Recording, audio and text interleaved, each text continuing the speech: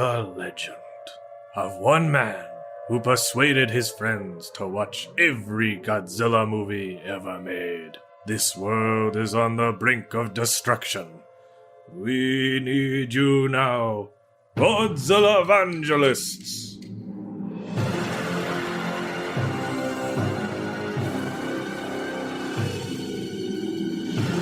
Godzillavangelists, a Geek Stew Network podcast, produced and hosted by Ryan Sargent, featuring Sam Schlenker and Joanna Brodecki.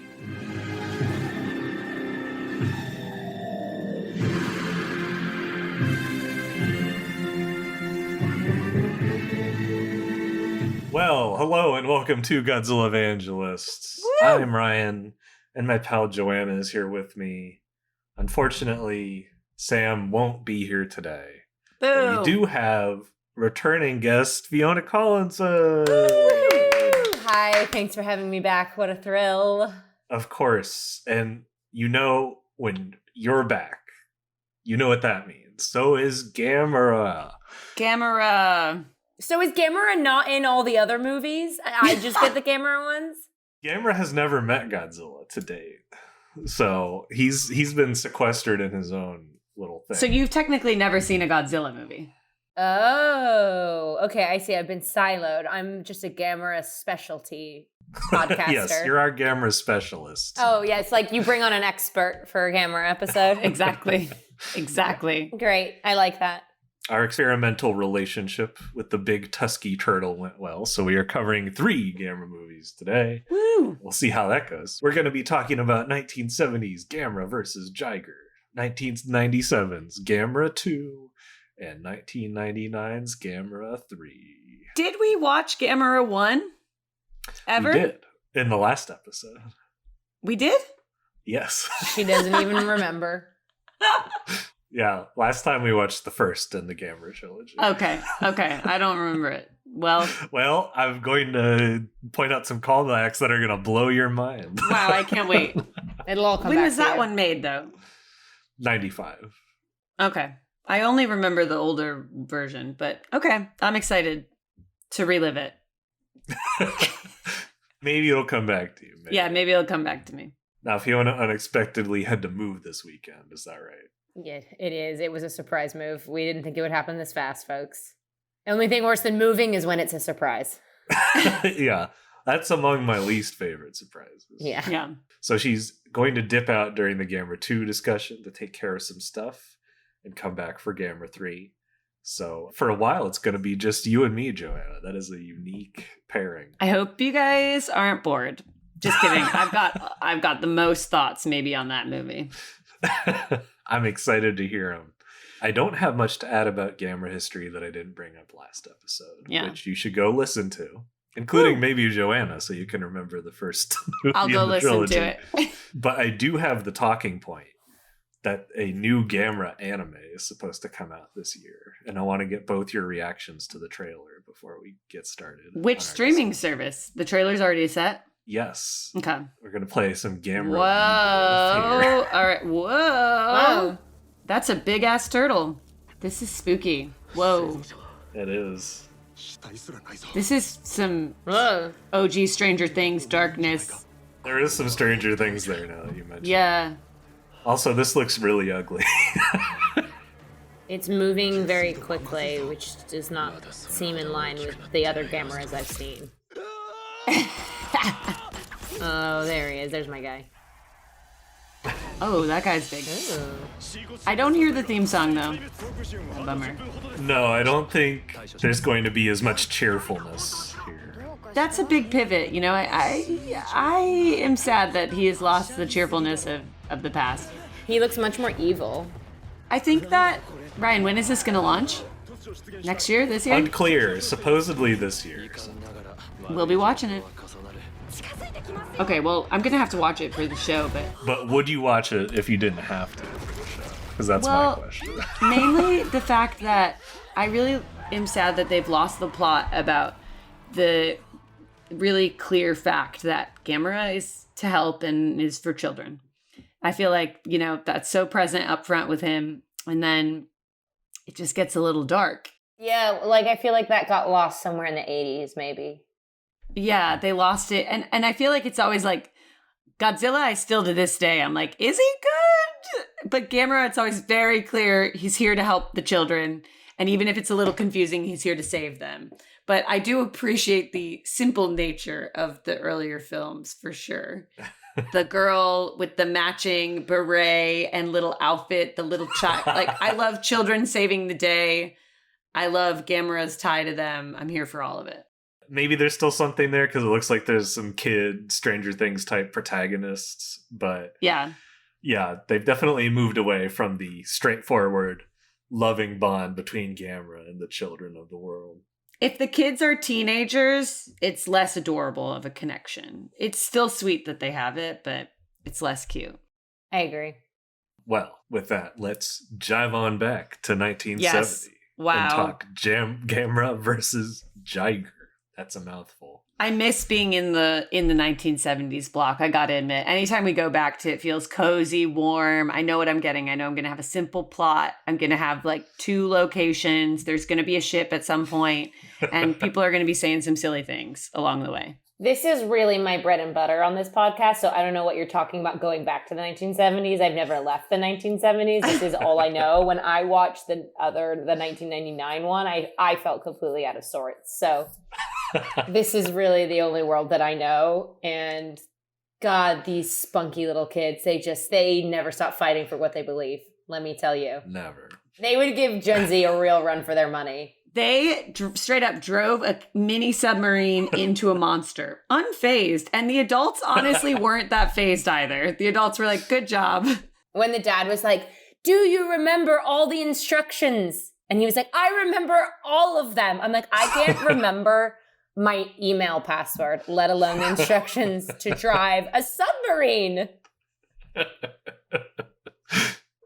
It's great. Also, the strong pivot from that one dad being like, idiots, shut up, when Gamera first arrived, to being like, nah, good for them. They're manning the not subway. the subway, the submarine. The submarine. Good for them. But you know what? Before we dig into the discussion, by popular demand, the synopsis is back. Woo! Fiona, you don't know this, but we took it away for a while. Thank goodness. Really? But people have kept telling us to bring it back. So here it is. Okay, good. I mean, I like the synopsis because sometimes it's hard to follow these movies. That is true. So, sound effects at the ready. Get ready to jump in. Expo 1970 has nearly finished construction in Osaka, exciting local boy Hiroshi. Come on down to the Expo, greatest thing since sliced bread. Whose father, Ryosaku, is building a submarine attraction for the fair. Hiroshi's friend, Tommy Williams, is currently over on Wester Island, where his father, Dr. Williams, is excavating a giant statue. During the final extraction, Gamera arrives and attempts to stop the humans, but they manage to remove the statue and carry it towards Osaka. Close contact with the statue, called the Devil's Whistle, seems to make men sick, but plans continue to display it at the Expo. We must save the Expo. Meanwhile, on Wester Island, horned monster Jiger emerges and battles a waiting Gamera. Jiger gets the upper hand by shooting quills into Gamera's limbs, preventing him from flying. And kind of impregnate. Not fully, but what a strange plot point. Well, that's a little bit later.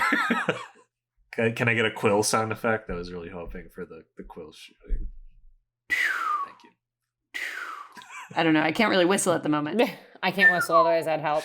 That's okay. It was more of a anyway, so yeah. Oh, got it. Perfect. Accuracy is key if you're... Jiger rampages to Osaka, hardly slowing down as she annihilates the city with her quills and heat ray. Gamera manages to remove the quills and catches up, but as he's about to finish off Jiger, she injects him with something from her tail, sickening Gamera and putting him in a coma. She also throws the Devil's Whistle deep into the ocean, leaving no answer to her carnage. No, now we'll never find how to kill her. Hiroshi, Tommy, and Tommy's sister Susan persuade scientists to examine Gamera, and they discover a larva is growing in his lungs. The boys sneak away, and using Ryosaku's submarine, enter Gamera's body. Inside, they find an aggressive baby Jiger. Boop, boop, and in the process of running away, find out that the baby is hurt by transmitter noise. They kill the infecting infant and leave Gamera's body. Scientists use the info to create a speaker array to incapacitate Jiger, and then use Osaka's electrical grid as a sort of defibrillation unit for Gamera. Gamera revives, battling Jiger into submission. He retrieves the devil's whistle from underwater and throws it directly into Jiger's skull. Everyone cheers as Gamera returns Jiger or her body, unclear, back to Wester Island. Da-da-da-da-da-da. And that's the story. Gamera, you're so strong! You're so strong, Gamera. 80% of the lines in that movie were just from the three kids shouting from the sidelines of Gamera at some point. That was just 80% of the dialogue. There wasn't a lot of dialogue in this one. Not much. There were a lot of worried scientists talking. Yes. And a lot of parents being like kind of concerned about the kids, but not really. Like, keep packing. Yeah, the older sister was the only really and then being like, one. She was like, what are you doing? Why are you letting them run around? At one point, the kid was like, oh, shut up. I was like, oh my God. They are a plucky bunch of kids. I would like to go back and meet kids in the 1970s because they really seem different than kids these days. The whole vibe of everything was so hunky-dory. My dad does describe his childhood as biking around everywhere with like a baseball mitt and just playing a game of pickup baseball and biking. That's mostly what he remembers, so seems pretty aligned. Did he ever have access to a submarine that he could use to go into a giant monster's body? He wished he would have. He probably would have done it. I love the Expo 1970 theme of this. So much talk about the Expo. I miss World Fairs. Like, we've never had one in our era, and they look so cool. Yeah. I love that it's not like we have to save humanity. It's like, God forbid the Expo get destroyed. That's very true. The Expo is the symbol of Earth's scientific progress and cooperation. If it's destroyed, we have no hope for the future. I was going to say, can you guys explain to me what the Expo is? So the explanation that the guy dating the older sister, whoever he was, gives at the beginning is pretty good. Yeah. It's basically like different countries and corporations would build these big pavilions with some kind of impressive display or ride or like demonstration of how cool their products are. And it was basically a way for countries to like compete for soft power and show how come together. Well, in theory, come together, but it was really for them to compete for soft power because it was the Cold War and be like, look how cool we are. And for corporations to advertise their products. But it was a more naive era, so that was still kind of cool to see all these new technologies and like go on these cool attractions. Like Akira Ifukube, who is the composer for a lot of the Godzilla movies, helped make an attraction for this expo where you would stand in the middle of a theater and there would be different projections of like different disasters Japan had experienced, and you would hear a theme for each disaster, and like the lighting would change. So when the volcano was exploding, there would be like red lights flashing down from the ceiling. For the hurricane, there would be like big fans blowing through. So all kinds of crazy stuff was here. So it was a real expo that was happening. Like in real life, they were doing these expos. They were taking advantage of this expo existing to get some extra production value for their movie, basically. Oh, so that expo, all those buildings were real. They weren't. I thought they were. Wow, that's a cool little history lesson. Oh, I was actually going to ask. I thought they were going to be minis. I'm sure they were like replicated in miniature, but yeah, when they're first showing them, they're all real. It's similar to A Star Is Born being like, Lady Gaga is headlining Coachella, so let's just kill two birds with one stone here. Get some production shots. Let's bring back expos, folks. Absolutely. My brother works in robotics, and he is always going to expos. Like, every other week of his life, he's like, time to go to the expo. I'm like, okay. He's like, there's going to be a massive expo. It's 3 weeks. We got to go to the expo. We got to show off our robots. Yeah. Big in the science world, expos still top notch. So I was happy to see it. But yeah, I love the simplicity of it. Truly. They're not like save the world. They're like save the Expo. It's very focused. And then, of course, we have the introduction of Wester Island, which is some great kid logic, which is that if there's an Easter Island in the South Pacific, therefore there must be a Wester. Must be a Wester. Right. A Wester Island. And I love everyone was just in their tents hanging out. The children were there.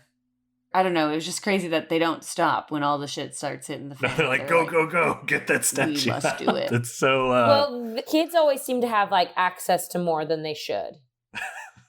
If the crotchety adults, the non-believers, are so concerned, like, you think they'd have a little more security.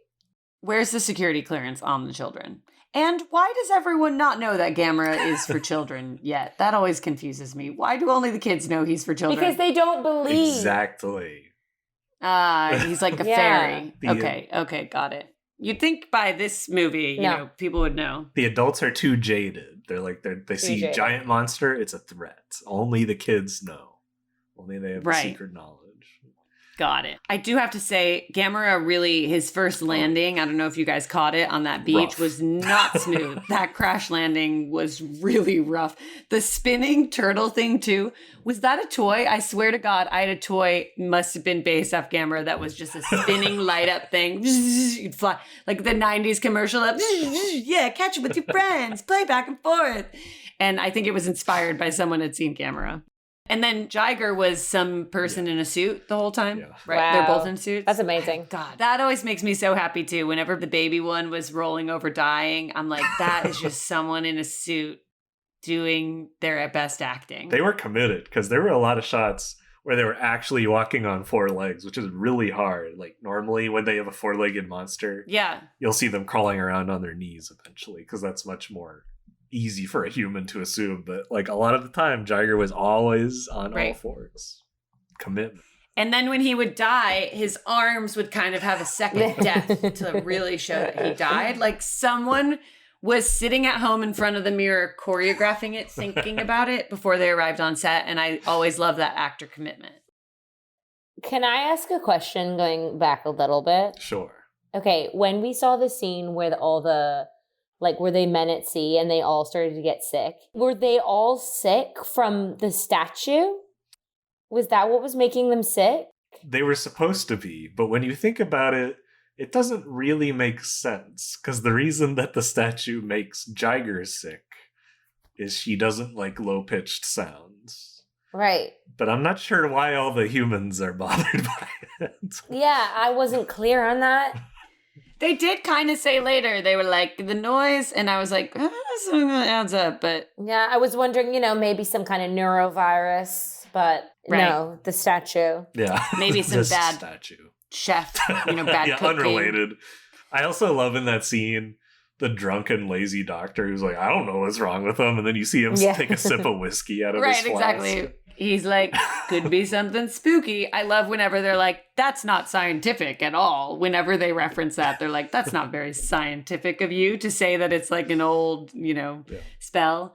But I loved him, and I think at the end of this, we should vote for best acting in this specific movie. But I just want to give a quick shout out to, I love all those men who are like, yeah, we'll go get him off the boat for you. You can count on us whenever you can't count on other people. And then when they came back and that guy got sick on camera and he literally was like, he was so dramatic about it. I loved him. It was almost like how Hamlet dies at the end of Hamlet. He was really going for it. I like how I feel like these movies, like they really give you like a lot of like exposition. Like, you in movies nowadays, you like really fast get to like the big, I don't know, like I feel like there's just a lot of setup and you're like, okay. And you're meeting like 5,000 characters. Is that all of them? I'm like, there's so many characters. Yep. I'm like writing notes. I feel like I was like cramming for an AP in high school. Just so many, just the sheer volume. And then there's like, you meet one kid and then there's like 5 more you have to know. And then so many scientists and maybe once you've watched more of these, your brain, you sort of like know what to pick up. But really, like, you have to do some work. I was also watching a dubbed version, so maybe that was like, I don't know, they all just sounded like cowboys. There was just a lot to keep track of. Yeah, there are probably only like 3 or 4 people doing all the voices in the dub, so that probably didn't help. The kids are dubbed by like 30-year-olds. I think that this movie, compared to what we've seen, felt simple in terms of number of characters. So just to give I'm a beginner. Yeah. I guess there are a lot, but like there's only a few important ones. You got the 3 kids, the 2 dads, and the goateed scientist. And it really boils down to them at the end of the day. Oh my god, the goatee scientist. What a guy. I loved him. He had faith in the children, and that's how they were able to defeat Jiger. Oh, I like that. He had great costuming. When he was like, we need to listen to the children. I liked that. I think, too, the kids, I really loved their little dynamic. I loved all of them. I loved the main kid the most, but I did love his 2 friends. I don't know if we're there yet, so tell me if we should say this for later, but when they were in the submarine, the 2 little boys, and they identify the tonsil, like so specifically, they're like, the tonsil. And he's like, don't hit the tonsil because you'll make him sneeze. I'm like, since when does a tonsil make you sneeze? I mean, that was for me the most standout moment of the thing. That's what took me out of it. Like, I was believing all of it until they said that a tonsil would make you sneeze. That's just not how tonsils work. Do you remember at that age? I feel like that's the age when everyone is like getting their tonsils out in school. Like tonsils were more of the talk of the town at that specific age. Like it'd be like, oh, Johnny's not going to be in school for 2 weeks. He got his tonsils out. And maybe also in the 70s, the tonsils were probably even bigger. I feel like everyone in the 70s got their tonsils out. That was like what the trend was. Like my grandparents, I feel like all got their tonsils ripped out. So yeah, that must be like a sign of the times thing. But it just really, the specificity of don't hit a tonsil, he'll sneeze, and then we'll get forced out. That's what really got me. Also, the setup of like that you can just beep up boop. Nope, don't go in the stomach. Beep up boop down over to the lungs. Like it's just so. I thought the body would be more intricate than that. I didn't know it was like such a straightforward highway system. Yeah, Gamera's got all his organs connected into one highway. Exactly. Is this the first time we're seeing inside of Gamera? It is.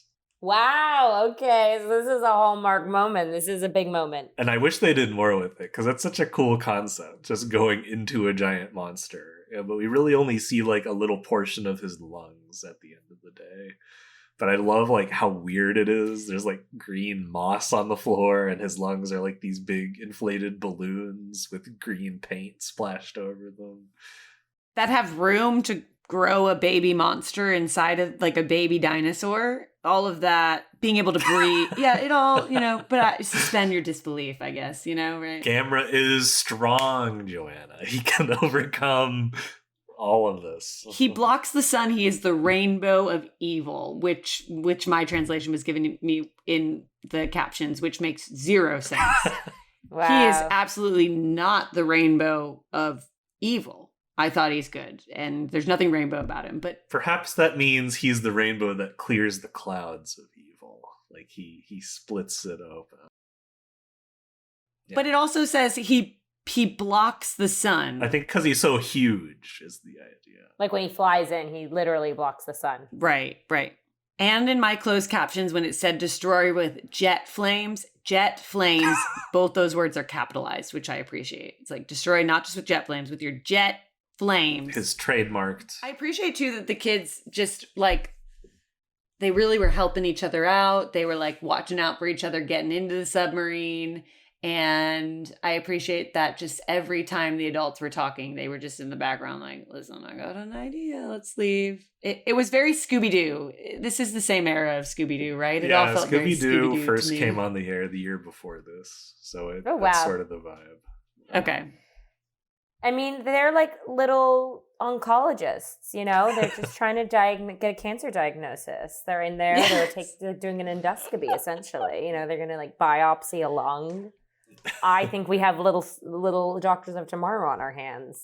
The 2 moments that felt so out of place for a kid's film, though, that elephant leg part. Oh, the real footage of the elephant's trunk with the larval infection. That is disgusting. What the fuck? When I was first searching to watch the movie and seeing if it was on YouTube, that like came up in the search of other people being like Gamera versus Jiger elephant scene. Other people are clearly fascinated by it, and I think it's just disgusting that people are. so gross. And then also the scene where the newscasters and the army are like standing on a balcony and then they're like running and they get zapped and there's just a freeze frame of their skeletons. Just a few moments where I'm like, all right, kids movie, but just going to be bleak for half a second. Yeah, it's very gory compared to the like the fake blood squirting out, and like the little whatever talons coming out. It really are these then made for children, like this one specifically? They are. I guess it's like somewhat of a difference of what Japanese perceive as appropriate for children or not. Right. But also it was like, as we talked about last time, they were the scrappy underdogs. So Gamera had to do what Godzilla don't. I see. So it was like, Godzilla, there's not much blood in it. But Gamera, that'll excite the little boys. They go to a Gamera movie and the monsters get cut and bleed everywhere. I put my nephew Owen glasses on anytime I'm watching these ones. Because also too, like right up front, you get a slow fight scene, right? Like that first fight on the island, like those monsters are moving slow. It is slow. They're pulling out some cool moves. But I'm like, yes, Owen would be obsessed with this and want it to be a slow 8 to 10 minute fight. They really are long fight scenes. They keep going and going. That's the reason the movies got made. Right. What do you think of the monsters in this one? Their look, their vibe, all of it. Jiger is super ugly in every sense of the word. Ugly roar, ugly motivation, ugly looking, but pretty fun. It is definitely weird and kind of gross that she kind of impregnates Gamera. Yeah. In a way. So wild. But there's some fun stuff in their battles. It's icky but fun when Gamera like stomps her egg injector out of her tail or whatever happens there. It just pops out and flies away. It actually kind of works. I love the scene when he has the quills in his arms and legs and he's trying to pull them back in. And there's like dramatic violin music. And he finally gets the quills out of his feet and can start flying. It really adds a strong hero arc to his narrative, that piece there. I was rooting for Gamera, and my dad was watching it with me, and he told me when he first saw this on TV, he was like so pumped for Gamera to escape in that scene. Oh my gosh, I love that. Is shooting of the quills, is that standard practice? That's a Jiger specialty. Okay. That's her special move, I guess. That and injecting babies. Yeah, I've never seen that before, and I don't know that I will. I don't know that I'd want to. Second grossest part of the movie, that baby shooting what can only be described as cum out of its head. Yeah. That baby was, that was so gross. A viscous, white, sticky fluid. Yeah. Not pleasant. Again, a lot for a children's film, but what do I know? I don't have kids. What do we know? Maybe that's what they watch these days. That phone still worked, though, even when it was all caught up in the middle of it. Still true. was signaling. That was also a funky-looking phone. Well, that's the 70s for you. Yeah, super science phone. It was a phone of the future from the past. Right. That's actually always funny, too. In old movies, what they think, like, the future will look like. Right. Yeah. What all of it's going to happen. What happened to these kids? Did these kids go on to act? What happened to them? I can't believe how many lines that little girl had. She had so many lines. She nailed them all. I was like, good for this little Shirley Temple. Her voice, whoever dubbed her, was insane. Like, it was not the right voice. Like, I was, like, doing double takes. Like, there was a voice that came out of one of the little girls. I can't remember the exact moment where I literally, like, rewound it. And I was like, that can't be right. Like, they must have made a mistake. They did make a mistake, but like I thought I like misheard something. It was like a man's voice or something. They messed up one of the voices of the little girls. Dub. Honestly, though, it adds a real comedic flair watching the dubbed version. I'll tell you that much. The dub always adds a comedy flair. For mine, the kids were just earnest as fuck. In the non-dub, they were earnest. They were sweet. They were like tricking, Scooby-Dooing their way out of everything. It was adorable. And that little girl spoke perfect Japanese, or maybe not perfect Japanese, but like perfect to my ears. It was smooth as hell. Yeah. And I loved just how many times, get him, Gamera! You are strong! You can win! Just so many of them. I like the little boys in the submarine. That bit was precious. Scrappy Hiroshi. And I liked his dad, even though his dad had a Hitler mustache, which is inadvisable. Oh, yeah. His mom had an annoying voice. I didn't really like his mom, but that's His okay. mom's not in it. You think you're thinking of his older sister.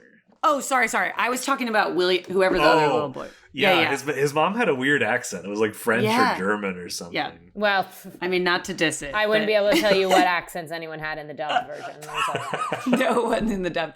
The little boys reminded me of the little boys that are on the spaceship in that spaceship movie. Oh, that's the one I saw. Yeah, no, they were. That's why I liked them. In my head, they were the same little boys. Were they not supposed to be? Not exactly, but that was the formula of the late era Gamera movies. Two little boys on an adventure helping or witnessing Gamera. I gotta tell you, it really works. It works. Yeah. It's memorable for me, those two little boys, 8-year-old boy friendship format. Well, I also like that last time I saw them, because in my head they're the same little boys. I like that last time I saw them on a spaceship, and then this time I got to see them under the sea in a submarine. Yes. So I've kind of seen them on all of their journeys through space and the deep sea. That's perfect. Yes. I also want to give a shout out to maybe my favorite character, the dad. Was fantastic. I mean, he's classic toy maker type character from these Godzilla, right? And I just loved how he was so on the kids' team too. He was making a submarine for children, which is a wild toy to create, almost crazier than a robot named Megan that you would create for children. To be like, go under the ocean, kids. Great. Yeah, but it's safe because it only goes 3 feet down once he's done with the safety control. Yes, and he taught them how to use it. And that when the older sister was like, Gamera's not coming, when he came in the room, he was like, and she left, he was like, let's hope Gamera comes, and kind of like winks. And when he first was talking to them when they were in the submarine, he was like, are you okay? Why didn't you take me with you? Yeah, he was like jealous that he wasn't in it. If I was to be cast in the movie, that's the role that I would play. I think that's the type of spunk I would bring. He's so charming, and he actually is coming back from the last one, the one where they went to space. He was the kooky cop in that movie. Oh yeah. My gosh, the weird cop. Yeah. Always a friend of the children. I forgot about the kooky cop. Oh, I loved him. Okay, this is all, that makes sense now. Thought he looked familiar. Yes. So now he's been upgraded to dad. He gets some more screen time. He's very fun. I liked the whole crew. I mean, of the sister, the dad, the like kind of boyfriend who I was like, they're a cute couple. Good for them. I thought at the beginning that the story was going to be more on the boyfriend. I liked that it wasn't. I liked that it was more about the kids, and then the dad had a bigger part than I thought he was going to have. Not that I've seen many of these, but I feel like a theme for me is like thinking there's going to be a love story, because they sort of like start to allude to it and then it ends up just not at all. You never actually get to any kind of love story. And of course my silly little hopeless romantic lizard brain is like, a love story? And then we just immediately are into a turtle with flames coming out of its butt. How sweet, though, that the boyfriend takes the kid to the expo. That reminds me of like when I first met my brother-in-law, when him and my sister started dating.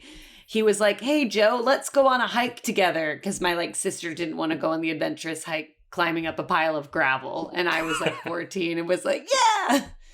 I was like, this is so fun.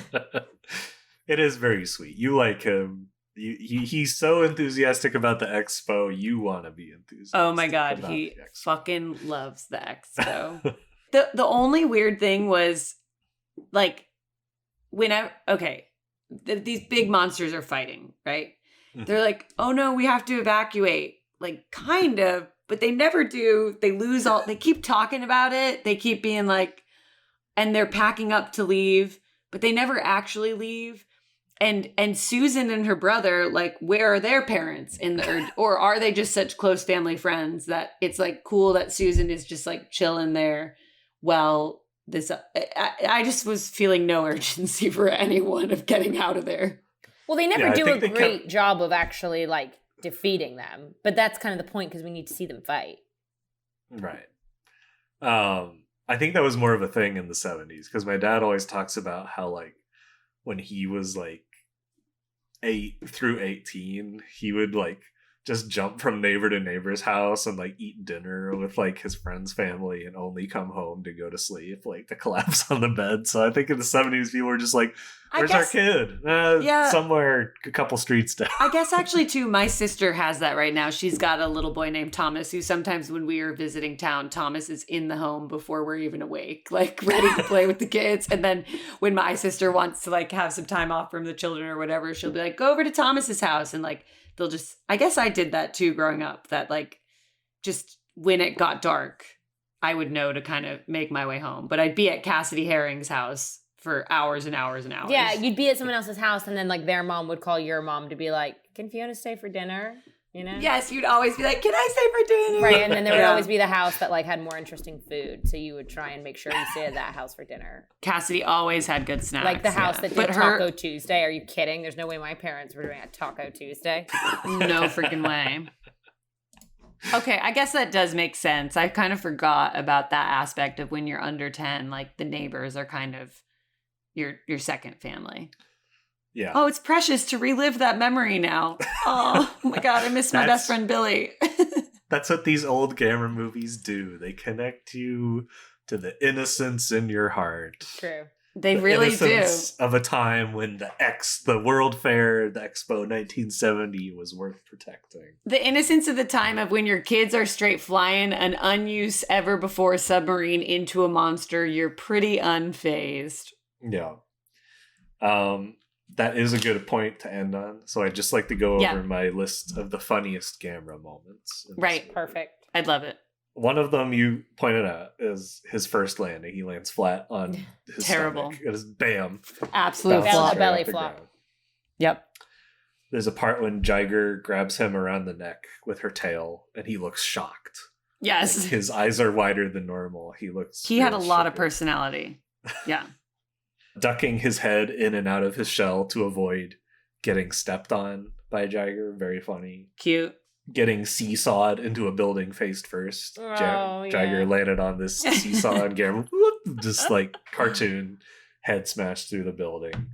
And then, of course, using electric poles as earplugs to stop his eardrums from bursting. Okay, I also will say this Gamera has a lot of personality and is very smart and intuitive using tools. I feel like that all makes him we love him so much. Like the other thing, when he took the devil's whistle and that like statue and knew to throw it right into his head, like I was like, how does he know the science behind what they've been spending the whole movie talking about? Who told him? Where did he figure it out? But in that way, he's like funny, he's intelligent.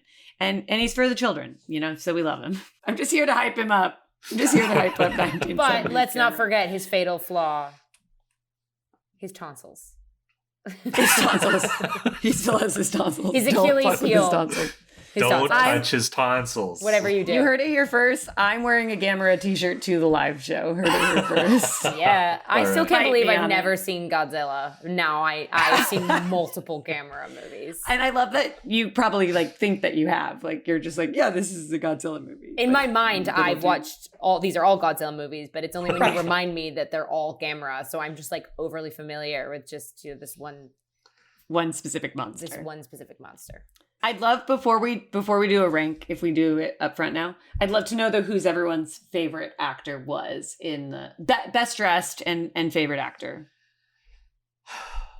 My best dressed is the little girl. I was going to say the little girl. Again, obviously, she was wearing that sweet little dress with the long sleeve shirt underneath it. That like and the matching beret. I mean, is there really any contest for best dressed? Like I can't imagine I would wear that outfit in real life. Yeah. In fact, I'm like, should we add that to our list? She looks like she should be in an indie girl band. You know, 100%. Yeah, she rocked it. Just as a second runner-up, I'll propose the Boyf.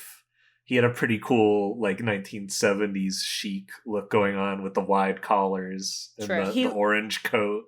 He looked cool. He absolutely did look cool. He's a second runner-up. My favorite actor, too, it has to be the dad, obvious. Even though, again, honorable mention to that man playing sick on the pier after getting off the ship. He really gave it. My favorite actors are the two little boys. They had really nice rapport. I believe their chemistry as friends. Yeah, their chem test succeeded. Whoever else was auditioning against them didn't stand a fucking chance. Yeah, probably. That's true. When Tommy was telling Hiroshi, like, not with these words, but he's like, "You're full of shit. Gamera attacked us. You made me look stupid by vouching for Gamera." And I could feel Hiroshi's heartbreak. Like, you know, when you're a kid and you like tell your friend something you know or believe, and then like, that's not it. And that very adult little kid huddle up front was so funny when they get there and they're like, "Forget you adults," and they're like, "Listen, we got." Oh, that was a precious moment. Yeah, I loved it all. But yes, as Godzillavangelists, it is our holy duty to place each movie in heaven, purgatory, or hell, depending on how we feel about it. Joanna, where does Gamera versus Jiger fall for you? I think I might have to put it in heaven because you know me, I love when a movie is under 90 minutes. That right away, seeing that up front, I'm like, good for this movie. It's going to be to the point. It was so simple. It was just so straightforward about saving the Expo, the kids saving the day. It had that weird little side moment where they impregnated Gamera. But in general, I just think the hunky-doriness of it all and the cute kids and the fun dad and the kind of quick and snappy pace despite the slow monster battles, I think it just worked. So I'll put it in heaven. Fiona, what about you? I mean, only could put it in heaven. I mean, the cute little kids, the sort of poor man's endoscopy that they give to Gamera, the weird impregnation moment. I just love the old visual effects. I'll never get sick of seeing Gamera, the papier-mâché turtle, flying through the air, propelled by flames out of his butt. So for me, that's the ingredients for a perfect 1970s Gamera flick, which I am now apparently a resident expert on. Yes. Yes, you are. I have to agree. It's very similar to how I feel about the last one we talked about, Gamera versus Giron. And this one maybe doesn't hit the highs of like extreme craziness and stupidity that one does. But it might be a little bit snappier. Like, I lost interest less. Like, I was kind of on board almost the whole time. And it's just so bizarre, especially, like, going inside Gamera. I wish there was a little bit more of that. But it's still a lot of fun. So, I gotta give it heaven. Obviously, objectively, this is a terrible movie. But,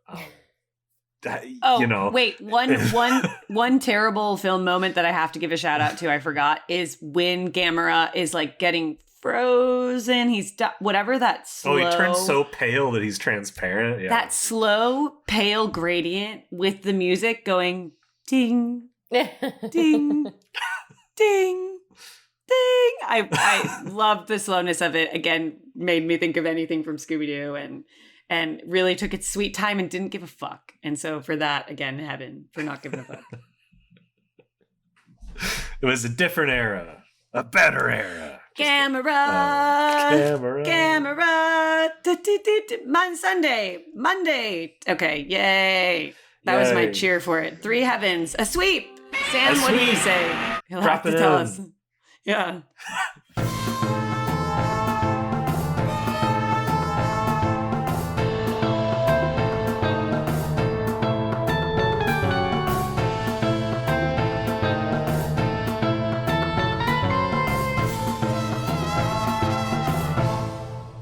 Gamera 2.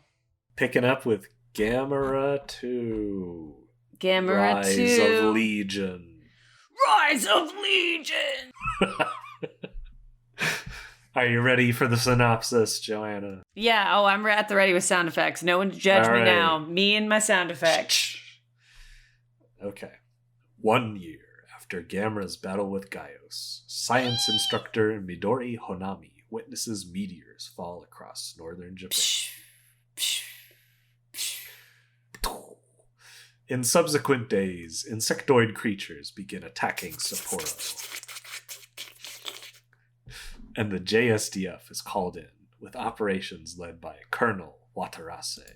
Watarase, Honami, and computer scientist Obitsu work together to explore the threat, eventually developing a picture of what the alien invaders are working towards. These aliens, the Legion, consume silicon in order to process excess oxygen. Sorry, not process, produce. Listen, it was oxygen. A convoluted plot, so you're nailing it. This is helpful for me.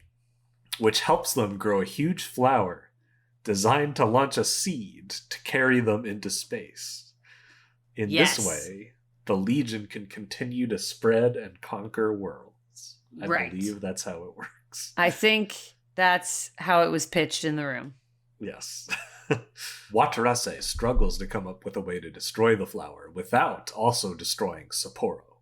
But just as the flower is about to launch, Gamera appears. Gamera uproots and burns the flower, but a swarm of Legion attack him in order to allow their queen to escape. She flies away and disappears, leaving the humans and Gamera to hunt for the next nest.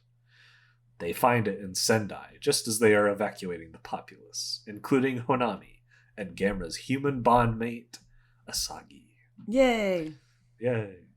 Gamera struggles to fight both the Legion Queen and protect Asagi, enabling the Queen to brutally injure Gamera. Asagi's helicopter gets away, and the Queen leaves Gamera for dead. He uses the last of his strength to tip over the flower, preventing it from launching but utterly destroying Sendai and seemingly killing Gamera himself. Big boom. Nuclear bomb boom. That was so lightly alluded to, but never really touched on. Yeah. Fascinating. Asagi assures Honami that Gamera is not dead, and the two women join a small vigil to try to awaken their guardian. Meanwhile, Watarase and Obitsu work on a plan to distract the Legion swarm so they will only have to worry about the Queen. Preying on their confusion around electromagnetic waves, Obitsu activates a transformer outside Tokyo, and the Legion swarm flocks to it. Watarase's helicopters bombard and kill the swarm. Meanwhile, Gamera revives at the cost of his bond with Asagi. He intercepts the Legion Queen outside Tokyo and manages to injure her with the help of the JSDF. He rips off her horn, preventing her from launching her explosive beam, but Gamera unknowingly activates her emergency defense mechanism. Oh no. Some sort of laser whip. Huh. It's hard to follow. Not because of you. Just like, what happened? I assumed that's what happens. That's what happens. No, it's not you. It's the movie. It's not you. Our hero monster seems overpowered until he begins drawing in mysterious energy from the earth, unleashing a powerful blast of energy from his chest plate that disintegrates the Legion Queen. Is Gamera truly our friend? Find out next movie. Is Gamera our friend? And the answer is yes, obviously. But okay. Let's talk about Gamera 2. So, I think we should each up front say the best part of the movie, in our opinion. Okay, go ahead. The best part of the movie for me was the fact that it was set in wintertime. We've never really had a movie in this franchise or adjacent set in the snow, and it was really pretty and fun to see drama and everyone trying to figure stuff out in the snow, and that was the highlight of the movie for me. Oh, that's a dire statement. We get a fun ski trip with Asagi. I was like, the kids were having fun in the snow. We kind of got the Northern Lights. I've seen a shit ton of Alaska content. I love Alaska. You know what I mean? I was here for the winter. Winter as a theme was the best part of the movie for me. And we normally don't see, like, Northern Japan. Yeah. And even seeing those festivals when my brother lived there, like those children going down that ice sculpture slide thing, he would go to those a ton up north in the winter. So I liked seeing those. But that means that there wasn't much else that I was. Yeah. So I'll go ahead and state my favorite part, which is my main defense for the movie, which is that. Oh, Ryan and I are going to fight. Yeah. I do think this is the least of the trilogy, but I don't think it's like a gigantic gap between this and the other two. Because I think that as a straightforward, like old-fashioned science fiction, how do we beat the monsters movie, it kind of works. And there's some cool monster stuff in that context. So I love how the Legion Queen looks. So to just condense it down, I'll say the Gamera Legion Queen fights are the highlight of the movie. Yeah, I thought that would be up there because she did look pretty cool. And I didn't really like the Legion specifically because, again, living in New York and always being worried that like a cockroach could appear in your life at any minute, no matter what you do. I never like when they're on the bug theme. I always prefer that they not be on the bug theme, the group of bugs attacking Gamera. I prefer that just not be included in a vision in my brain, but it was. And so that's okay. I think for me, and we can like get into more specifics of the characters. I think for me, the movie, the straightforward sci-fi nature of it, we always know A, that I love when it's like kookier and wackier, right? But B, I think also because I love so much the spirit of the original Gamera films, it feels like Gamera 3 harkens back a little bit more to that with the strength of like having children be at the forefront of a major part of the storyline and having a little bit of wackadoodle in there, a little bit of nuttiness and like, why are they doing that? Or that was weird, but fine. I feel like this movie had a few moments, but not many. And yeah, the straightforwardness, it felt like for me, a lot of the plot was pushed forward by this scientific talk that I literally lost when they were like weigh in at some point. Someone had a long monologue explaining the science of it, and I was like, I'm done. I'm out. Bye. Like one sentence, 2 sentences max. You know what scene in this movie you just reminded me of, and you probably related to, is when they're setting up to do the autopsy of the Legion. And the scientist just cuts an arm open, a bunch of gas sprays out, and then he says, I see. And then the scene just cuts to something completely different. Yeah, exactly. I feel like that's you. You're like, I'm out. That's how I want the plot. That's how I want it to move forward. I want a quick shot. Like someone at some point was just really going on about the silicone and all this stuff. And I was like, okay, blah, blah, blah, blah. I don't care at that point. It's really, really a throwback to like 1950s and 60s science fiction movies, which is like kind of the Godzilla movies from that era, but even more so like American movies. Like it reminds me of them or the original Thing from Another World, like that black and white kind of B movie stuff. Right. Where there was some kind of vague human arc, but it was really more about like we're watching them discover how to defeat this overwhelming threat. Yeah. And Gamera is almost tacked onto it. Like Gamera doesn't show up until a half hour in. Asagi doesn't show up until almost an hour in. So it has a really different feel from the other ones. And apart from Asagi, there's no recurring characters from this, which is bizarre to me why they didn't like carry through anyone. Nagamine. Like I guess she's an ornithologist, so she wouldn't have. There's no birds in this, so but still, like you could come up with some excuse to have her in the story or something. So I get why you don't like it, because it's really not so much about the characters. The characters are there and they're not deep, but they're broad. You get a sense of them as people, even if you don't understand anything about them and they don't really have a character arc. They had a few fun group dynamics throughout. There was like the one scientist with the glasses that I was a fan of. There was kind of a like, will they, won't they crush bit, but it was all, like that. Like you said, kind of broad strokes. I think like both of these movies, 2 and 3, they're like about the same length of time. And if you think about the number of elements that they kind of tried to go in on more deeply and kind of connect you to in the third movie, there were just a lot more. And there were some, again, like the game creator that they maybe threw too many into the mix.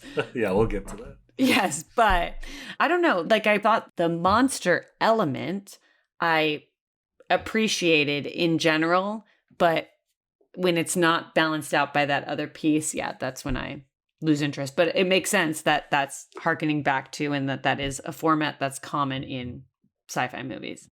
Yeah, it's definitely not common anymore for the exact reason you talk about it. It loses people who aren't like nerds, kind of. Right. Shout out to the nerds. Because if you can't get excited about theoretical like anatomy. Well, and that's what I want to Of an know too. alien. Like when they're going off way on their explanation, like is any of this accurate to anything? Because I feel like there are some sci-fi movies that are really accurately taking physics and stuff like that into account. But like when they're talking about this, I'm like, I don't think this would be real in any. It follows. Okay. They do skip over a significant question, which is where does the plant come from? Like, Right. how are they making that? Is that a part of their life form? Is it not actually a plant, but like a weird legion that looks like a plant? And that brings me back to my next question about the series as a whole. Where does Gamera live? Is he in space? Is he under like Godzilla? In I the know, ocean, I guess. Like Godzilla, I know for sure is like probably in the ocean, but Gamera always seems to be jetting in from space. I don't know. I guess they don't ever need to address it. I guess not. But like it is all theoretical and a little bit silly, but it kind of follows. You really do get oxygen as a byproduct of breaking down silicon or making it. Right. I forget which one. But it kind of makes sense. Like there could be a creature that used that to make extra oxygen. But it's all very wackadoo, even if it does technically possible. Yeah, I think too with this one, the kind of more serious nature of it, just in that it wasn't like tying in all these slightly wackier elements. I feel like when they were talking about the pod and the pod exploding, the shape of it, right? Obviously, exactly mirroring the mushroom cloud of an atomic bomb. And then when they were saying it's expected that the pod will destroy a 4-mile radius around Sendai or anywhere where it would happen. And then when I looked it up, the radius of the atomic bomb explosion was 4.1 miles. Like, so it was just strange to me that they were so clearly like following this narrative of representing something, but they never actually spoke to it or actually then did anything with it. And I think like there too, I'm like, okay, if we do have this serious tone, maybe we can try to lean a little more into some kind of political statement or something like that. But I think as that kept coming up, I kept being like, are they gonna, and then they never did. As they often don't, right? But I thought if you're gonna kind of harken back to the original, all of the origin of this stuff, go for it. But they didn't. Yeah. I suspect some Japanese cultural expert is screaming at their computer or phone right now, like, you idiots! How could you have missed all these things? Because now I'm starting to get the feeling like maybe there's stuff that's just out of our grasp. Because you reminded me there's lines in this, like, why did the giant monsters always come to Japan? I think that's in this one. Right.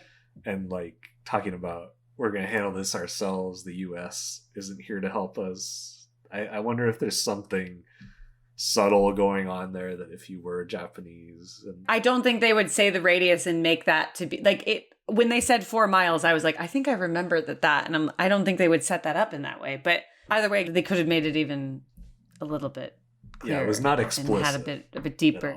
Yeah, it wasn't like the leading plot point. So there's probably something going on there, but neither of us quite got it. Also very strange to compare the aliens to the biblical story of the demons, the man who was possessed by a legion. I don't get that because there's no possession aspects to them. Is that just to the legion? Is that just call it legion because there's a bunch of them? Right. They don't normally drop biblical references, do they, too? I guess they have a few times, but it's not common. Yeah, it's another thing that makes me think that, like, is there a weird intentional Gamera as Christ connection that I'm not putting together? Through line that they're following through everywhere. Yeah. Right. I wonder about that. There are a few funny moments. I got a good laugh out of, I don't know if she's a doctor, but we'll go ahead and say Dr. Hanomi's like pharmacist dad being like old fashioned and conservative. When she had the two male heroes over in her room, he kept like trying to also spy what on a them. fucking weird little adult study group. Like, why weren't they at the office? Why were they sitting in her small room? It was so odd. Actually, my favorite moment from the movie, and when I thought I was like, oh, this is gonna pop off with a little humor, when he lit the lighter and because of all the oxygen, it like exploded way big when they were outside. I thought that was a very funny moment. And when Asagi and her friend were on the phone with her dad and they're like, don't worry, we're not going where all this stuff is happening. We'll be safe. I love anytime they hate on New York in these movies because it seems to be one of their favorite things to do.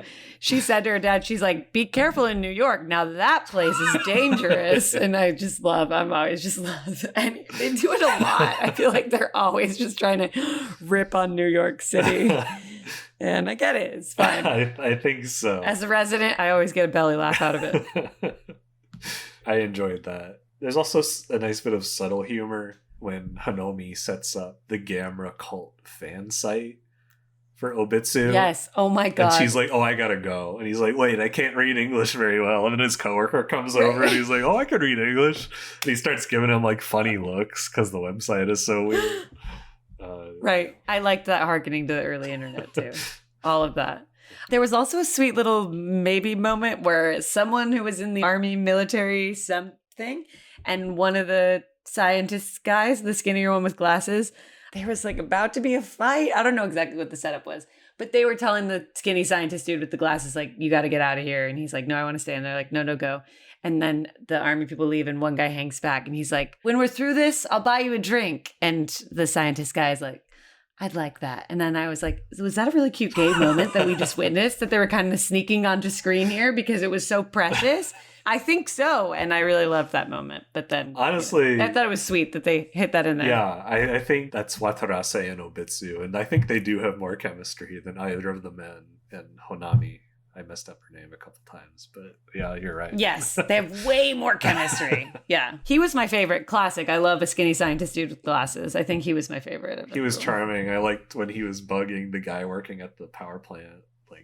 Come on, I'm for real. Turn lead transformer. Oh my God. And the power plant guy was like, jokes are not funny, and was going to hang up on him. I'm like, is this dude not aware that the world is ending? He's got to have seen the news. Yeah.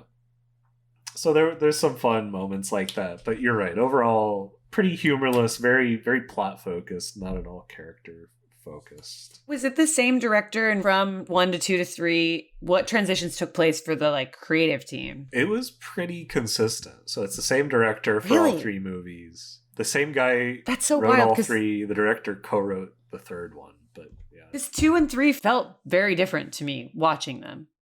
Like something pivoted. I wish I knew more about it because I think Kaneko, the director, it feels like he wanted to do something different. Like he's like, I did the fun adventure movie with Gamera 1. I have an idea for like the epic ending. Let me just do like a very methodical science fiction defeat the threat movie. Kind of reminds me of like a middle Pirates of the Caribbean movie where you're like, yeah, it was, but it got us to the 3rd one. So whatever, we'll take it. Less fun and exciting, but we got to the next one and we needed to be there for it. So yeah. A scene that does feel very Kaneko and I like is as like the final battle is amping up and it's getting tense. One of the soldiers says to his commanders, he's like, "Are you afraid?" And the other guy's like, "Yes, I'm very afraid. I don't think I'm going to survive." And he's very genuinely and cheerfully like, "Run if you want to. Like nobody's gonna blame you. This is end of the world type stuff. Like whenever you want to go, you can go." And I was like, that's very Kaneko to be like, yes, anti Japanese nationalism, machoism. Like you're a coward if you run. Yeah. Like you have to stay here and fight to the bitter end. I like that he's like, if you want to fight, great. If you can't, if you have somewhere else to be, then we're all human. Yeah, I appreciated that moment as well. I thought that was I wasn't expecting it, I guess. Yeah, it definitely comes out of nowhere because it's not any of the central characters. It's just like this little highlight. Right. These 2 random Which guys. I almost like even more. Yeah. That it's just kind of showing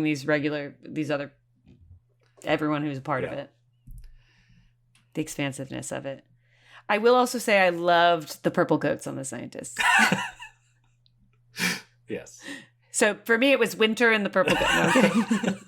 They did have a fun uniform. They're windbreakers for the winter. I liked it. Yeah. Let's talk about the final battle a little bit because there's some cool stuff there. I like how. Yeah. Well, first of all, I love how Gamera has a little cult developing around him. Like all these, and it's mostly moms and children who are there. Right. So I like that. I was like, okay, the Gamera magic with the kiddos. It reminded me like a little bit of Harry Potter at one point, but I like that hearkening to it. Yeah. And I think it's also telling / some kind of interesting visual metaphor that as Asagi gets older, she loses her closeness with Gamera. Like in the first movie, she bleeds when he bleeds, like literally. Like they have that tight like ET connection. And she's like 14, 15. And this one, she's like 16, 17. And she still has like the deep connection. She can tell what he's thinking, but no longer is like physically bound to him. And then in the last one, she's a young woman and she doesn't have that direct connection anymore at all. She just like that's really sweet and also sad. Yeah. Like it's sad to think about losing the magic as you grow up. Yeah, it's very sad when her orichalcum pendant shatters in her hand and she's like, that's it. Like I think, again, not fully the same, but because I was just talking about this recently with friends, because apparently there's a Harry Potter TV show, which, like, why? It hasn't been long enough, and they're just following the same exact thing as the movies. But we were talking about the way in which that, like, took over the world when we were younger, when the books would come out, and there'd be all these book premieres, and you'd dress up, and you'd go, and you'd read the book. Like, I always went to summer camp with my cousins that week they always came out, and we would be like reading all the books together, who could get to the end first in our little bunk beds. It was such a precious moment of being younger that we won't have back. And now I'm like really on this nostalgia vibe tonight. I don't know what's happening.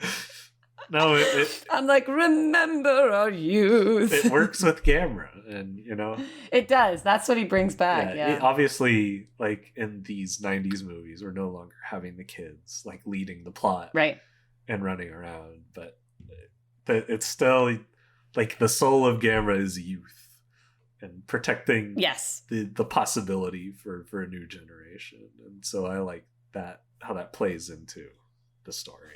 But the fight itself, he lands in with this cool like sliding move where he's like sliding through the city and strafing the Legion Queen and blasting fireballs at her. It's great. He's gotten much smoother in his execution over the years. We'll say that much. It's no longer belly flops with a bam onto the ground. Way smoother. And even though it's kind of inexplicable, I think the Legion Queen's like laser whips coming out of her head as like a last resort are super cool, super deadly looking. Yeah. And I looked it up before this and I found out that apparently the official name for that is called the Red Rod, which sounds very biblical. Red Rod? Yeah. That aspect of it. I think for me too, I know this wasn't in the final battle, but truly when those legions were crawling all on top of him, I felt like this is the end, because that felt very, I don't know, personal to me. That felt it just felt gross. And seeing the way in which they worked together to really did bring him down, it was terrifying. It was a spooky moment. It was. And it reminded me like how similar, I don't know how well you remember this at this point, but how similar Godzilla versus Megaguirus was to this, which is like 3 or 4 years later. And it feels almost like a ripoff in hindsight, like seeing this again. Right. I'm like, hey, wait a minute. The whole like swarm of bugs on Godzilla, you did this already. Well, but it was a different franchise and nobody knew. Yeah. What were some of your other fave moments from the ending, man? I guess those were the two big highlights that stand out to me, is his sliding landing and then ripping the horn off. And it's like, yeah, he did it. But wait, no, you actually just made her more dangerous. And she looks pissed. It was weird to have this pod the whole movie that like wasn't moving. That was just this looming bad thing. Yeah. To happen. And like the humans didn't know how to get rid of it right up to the end. So yeah. I think the Legion Queen is actually my favorite monster in this 90s series. She just looks super cool. Oh, I was like, of all time? No, not of all time. In the 90s Gamera movie. With that like weird bird like call that she does. Spooky. Something about Iris's tentacles spooked me the fuck out. And so that's the winner for me. Iris stands above. That's fair. Actually, in which movie was it, this or 3, that at one point there was an explosion and people's bodies flew up off from that was the the third one. I think that was in 3. Okay, 3 was brutal in a lot of their personal death showings. Okay, anyways, though, for 2, any more moments for you? No, but you're right. 2 is a little bit more reserved in showing human death. Although there is some scary Legion kills at the beginning, like when they killed the subway train driver. And the blood splatters all over the window. That was cool. I was into that. The movies felt small, close, and creepy, and I was here for it at that point. But yeah, Gamera suffers a lot in this movie. Although suffers maybe more at the end of 3, but we'll get to that. So, right. For now, the judgment of Gamera 2. Joanna, what did you think? It's going to be a hell for me. It didn't have enough redeeming qualities at all for me. I found it to be a bit long and arduous of a watch, especially compared to some of the other ones. So, ladies and gents, it's going in hell. Sorry if that hurt your feelings. It feels more personal because it's only 2 votes this time. It's like a 50-50 shot. You've got to put it in heaven to even it out. But if you don't, then I'll feel even more righteous. Well, that makes me want to do heaven. I am on the borderline here. So it's not a strong heaven, but just because you said that, I'm going to settle on heaven here. It's not a heaven and you know it.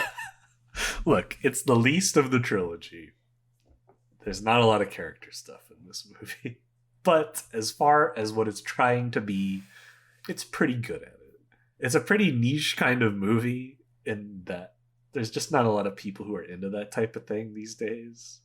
But if you want a movie about that's relatively down to earth, that's like, how do we beat the big bugs?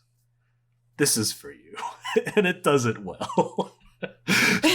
Now I need Sam to watch all these so I can hear, what if Sam were on this and threw a heaven out, because he's been in that weird mood lately. I don't know. I know. He's been in that weird I do mood. miss him a little bit, especially because he really liked the other Kaneko movies, the first Gamera and GMK, right, which we talked about. So I would be curious. We'll have him catch up at some point and hear his thoughts on it. Hopefully he can get some belated votes in. Yeah. But for now. Heaven, though. Oh, it hurts my soul. Well, the hell hurts mine. So hurt people hurt That's people. right. Hurt people hurt people. Heard it here first, folks.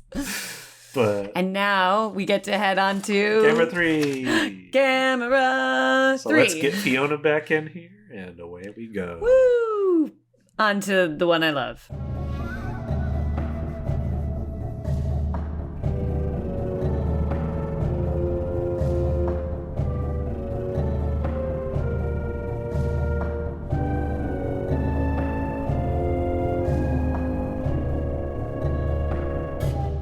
But all right, here we go with the synopsis for Gamera 3, Revenge of Iris. Iris. I don't know. Is it Iris? Is it Iris? In Japanese, they're always saying it Iris. Right. Okay. In my mind, I kept reading it as Iris. Yeah, that's how you would say it in English, definitely. What a fun grandma name for a monster. Because she names it after her cat. Anyway. I know. After the cat. Oh my god, that killed me. All right, well, we'll get there. In 1999, the world is still menaced by Gaios, who have evolved to be harder to kill and more powerful. Definitely more powerful than the 1970s one in the intro. Yes. Ornithologist Mayumi Nagamine is called back in to help deal with the threat. So young and so smart. She's great. A graveyard full of Gamera fossils is also found in an ocean trench. Intriguing government agent and study of the occult, Miss Asakura. Our focus then turns to high school student Ayana Hirasaka, whose parents were killed during Gamera's battle with Hyper Gaios 4 years earlier. Surly and distraught, Ayana's only confidant is her younger brother as she moves out to the country to live with relatives. Local boy Tatsunari Moribe is attracted to her and tries to protect her after she is dared to enter his protected family shrine. He tells his sister he doesn't have a crush on her. Don't put words in his mouth. So I'm so sorry. It was obvious. I shouldn't be talking out of school. He doesn't have a crush. Yeah. Inside the shrine, Ayana finds a heavy stone and an orichalcum pendant, which she begins to wear. That was some wild jewelry. I'll say that much. Wild. Massive. Strong choice. Meanwhile, a flock of Gaios attack Tokyo. When Gamera arrives, he slaughters the Gaios with no regard, burning the children alive. Brutal. Slaughters the Gaios with no regard for human life, killing over 20,000 people and making him an enemy of the JSDF once again. Whoa. Jesus. Not the Gamera I know. I'll say that. Not my Gamera. Not my Gamera. As Ayana finds out about the attack, the stone egg opens to reveal a tentacled creature, which she names Iris after her dead cat. And begins to raise as an enemy of Gamera. Imagine I just found some monster and I was like, I'm going to name it Striker after my cat. That'd be a good name for a monster. It would be. Better name than Iris. Yeah, for sure. Moribe reluctantly agrees to keep her secret until one day he finds Ayana trapped in a cocoon with Iris. So gross. Yeah. He frees her and she's taken to a hospital, barely conscious. This was a really hard synopsis to write. It was hard to figure out what was critical or not. Ryan, there was a lot going on in this hour and 40 minutes. Yeah.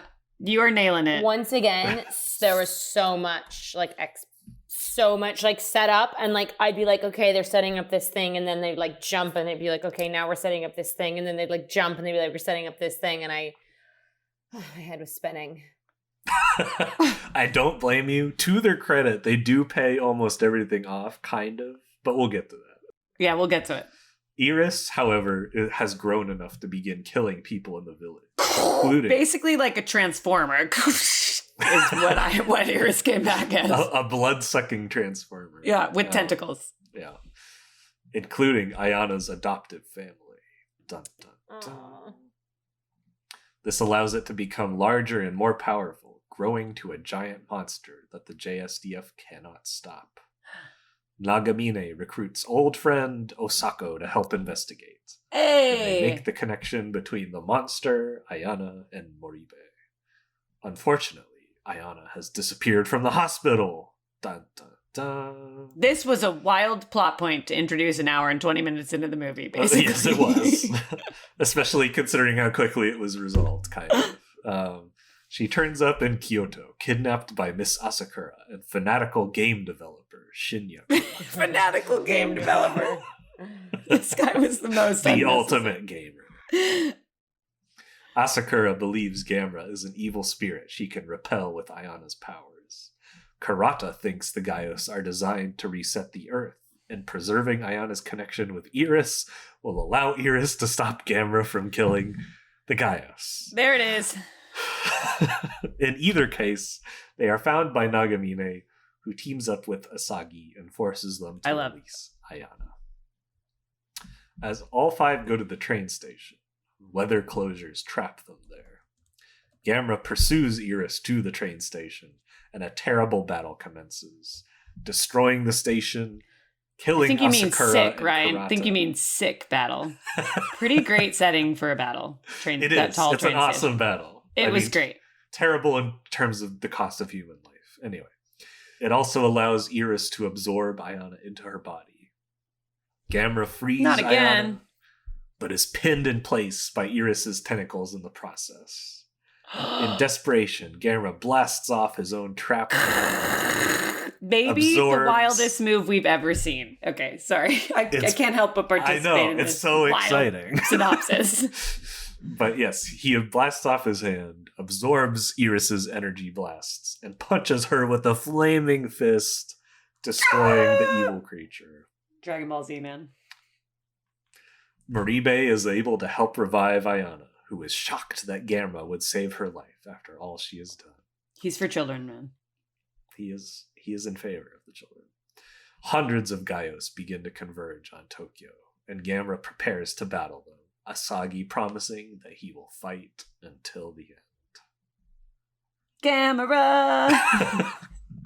And yes, that is the ending. So, are there many Gamera films that aren't for children? Like, this one's obviously not for children. This one was not for children. But are they usually always for children? These 90s ones are not for children. What? Yeah, this 90s trilogy is not for children, and arguably the first Gamera movie in the 60s wasn't. But so yeah, I assume you didn't make this connection because you forgot the first movie, Joanna. But I loved that the ornithologist Nagamine was back in the center seat. Okay, we have a continuing character for once. Now that rings a bell, and I knew she felt familiar to me. She's the young scientist, right?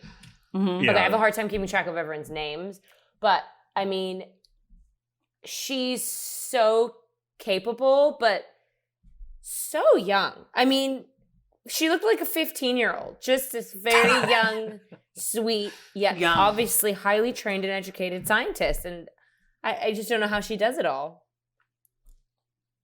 She's really a professional. She's not only helping save the world, she's uplifting the spirit of these teenage girls.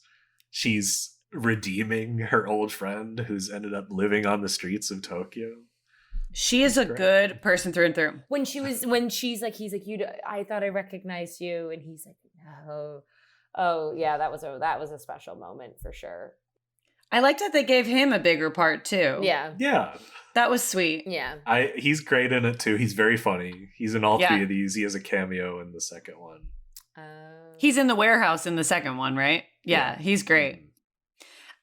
And I like how he finds his place here. He's like, look, I'm not a macho man. I'm not like the fearless cop.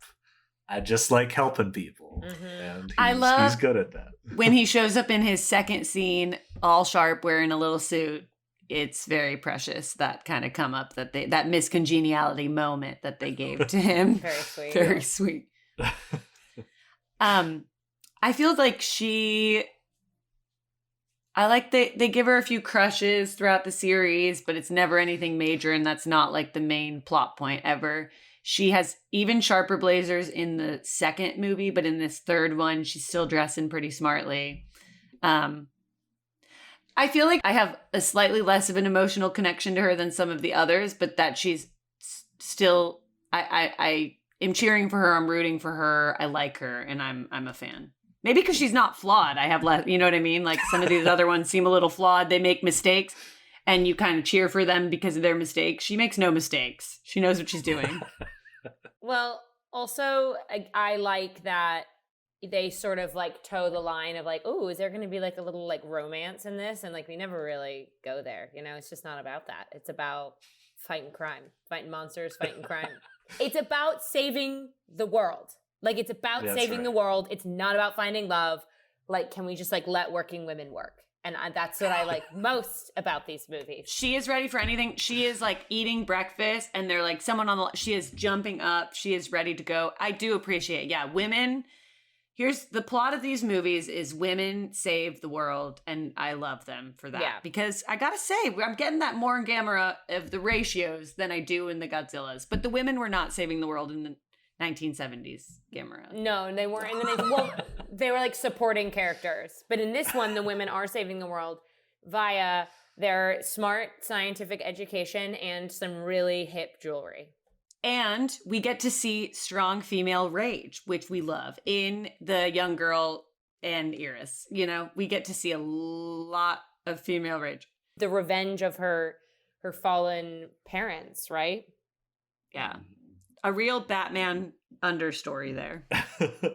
I love her arc. It's not like entirely baked. It's not like perfectly sucking you in, but it works. And I like that they make some smart choices. Like they have redesigned Gamera in this to look scarier. He looks scary. And so you're kind of like unsure about how good he is. So you get her perspective, and he looks pretty menacing and unappealing for the most part. And I like how the egg only opens for her after she sees like about the Gamera attack where he kills 20,000 people. It's like her anger is fueling the creation of this monster. I thought that was clever. When she fuses with Iris, like that did feel a little sexual to me. That felt a little bit like in Avatar where they connect their tails or whatever the fuck. I was not about that scene. I felt like I was watching something I shouldn't be watching in the middle of the day on a Sunday. Let's just put it that way.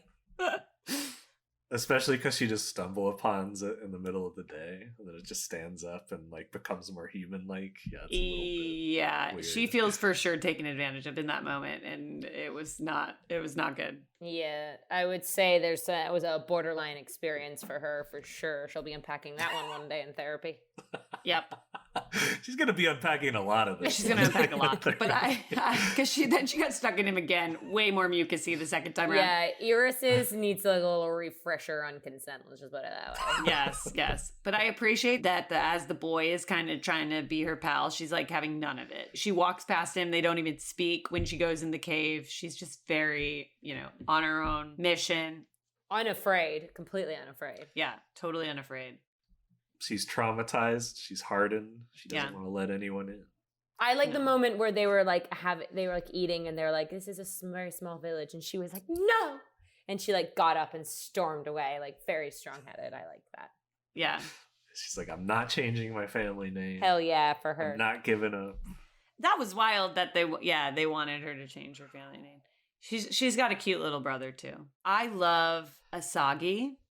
And she's the one with the Gamera connection. Is kind of the slightly older teen in the movie. I don't know why. I feel like I'm rarely I don't know if it's the actor's performance or presence, but I just feel it. Like I'm like, yep, this person has a connection with Gamera. And I feel like she's very grounded, and whatever she says, I always trust. And I trust that she's just like a stable, steady I don't know. I just really am a fan of her. I don't know why. She's very likable, and we talked about this last time, but she has a super interesting life if you want to look that up. Especially in the second movie, she has sort of a smaller presence. In all three of them, you really instantly connect with her when she comes back on screen, and you're like, I know you can help somehow. It's cool to see going on. In this movie, they're like, she's studying abroad, studying her connection with Gamera. She's getting more science knowledge too. It's fun to see halfway through the movie. As Nagamine is like bringing her little team together, it's cool to see them come together as she's a little bit older and they're like actually working together to kind of solve this and help this younger girl who's been caught up in all of this madness. Yeah, I like how Asagi's like, oh, I've had the pendant she has. Maybe I can help her work through it. And you're like, oh, that's so sweet. If only you knew how many people she's murdered. The pendant was pretty wild. You'd think if you have something that powerful, you'd want it to be like a little more subtle. It's like it's a statement piece for sure. It really is. It's a lot bigger than the Gamera one, because the Gamera one was like, I don't know, the size of a walnut. And the Iris one is like this big dagger. Yeah, massive. I think, too, I'll give a shout out to the little boy or the teenage boy, her crush, and, Prince Charming following her and trying to save her. And oh my God, he could not tell his grandma what he had done. Wow. When he was told what his responsibility was going to be. And he was like, oh shit. And then he's like got this like sword made of shale, essentially. Seems like the most ineffective weapon I've ever seen. And then when he throws it, you come to find it doesn't really have magical abilities. Not really. Or at least I guess you have to aim it really specific. It just bounces off. But he carries it the whole goddamn movie. I loved it. That is a very funny scene when he throws it at Iris and it's just like ting, just like flies off. But then it cuts her and brings her back to life, right? Yeah. I guess that little cut. I don't know. It wakes her up a little bit. What about like when she's like in the goop and they have to cut her out of the weird goop? My first thought with that scene was actually you're doing chest compressions way too low. Yeah. She was like doing the compressions on her stomach. Not doing a good job. Why did not one person on that entire set go, wait a second, like why did not one, the internet was around at that time. Somebody could have consulted it to just say like, hey. I feel like the backstory is either I don't want you to touch my boobs or I'm not going to touch your boobs. For someone who knows so much science, she would know that you might break a chest like that's where that happens. Yeah. For someone who knows. Yeah. The chest compressions were off, but I don't know. Maybe they were trying to pump her stomach or something. Maybe they were trying to make her throw up. Maybe we're that's true. Maybe they were trying to get the. But then she was breathing into her mouth. So yeah. That wasn't what was happening. If I had to do practice CPR on a fake dummy every year of my life in the Illinois school system. Really? This scientist should have known. Yeah. Oh, yeah. In health class, we always had a session. We had to do fake CPR on a dummy. I never had to do that. Well, maybe she was. Yeah. Maybe she was from San Diego. Yeah, maybe she was from San Diego. Where they don't teach CPR, I guess. You'd think you'd want to teach it more in San Diego because I didn't live by a goddamn ocean. What the fuck did we need CPR for? True. Choking on a hot dog in the Chicago State Fair would be the most. Maybe swimming in a pool. I don't know. You got to do some water activities. Lake Superior. Yeah. Lake Superior, that's true. Running around in a friend's sprinkler in the summertime. Get a little too much water up the nose. It's true. A little slip and slide, which we love. Mm-hmm. Not much took me out of the movie, but that moment took me out. Yeah, it was like, that's not right at all.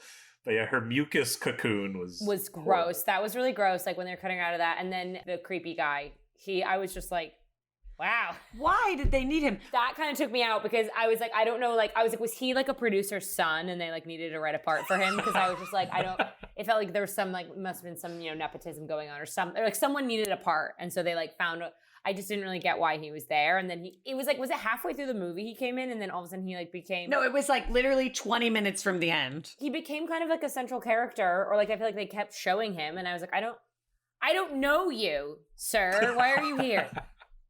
And his counterpart, I feel like you could have just done having her. Was she trying to do good, like trying to use that jewel to like defeat and use her occult powers of the occult to defeat Iris? She's a little. Was she good? More unclear. No, she was not good. She thought Gamera was evil, so she's like, Ayana has this psychic powers, so can I steal it to help defeat Gamera? Oh, she wanted. That's why she was working with the computer simulation guys. They both wanted Gamera dead for different reasons. Oh, I thought she wanted Iris. That's why I was extra confused by that dynamic. I was like, they seem to be on different teams here. Why are they together?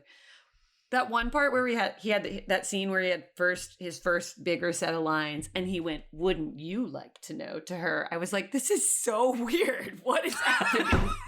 Why? Yeah, so Ryan, can you answer that? What's the backstory and why the fuck this guy was in the movie? I don't really know. I feel like maybe it's some kind of cultural thing. He does get set up before he appears because we have the scene. Right, the game where thing. Nagamine is playing with the game. True.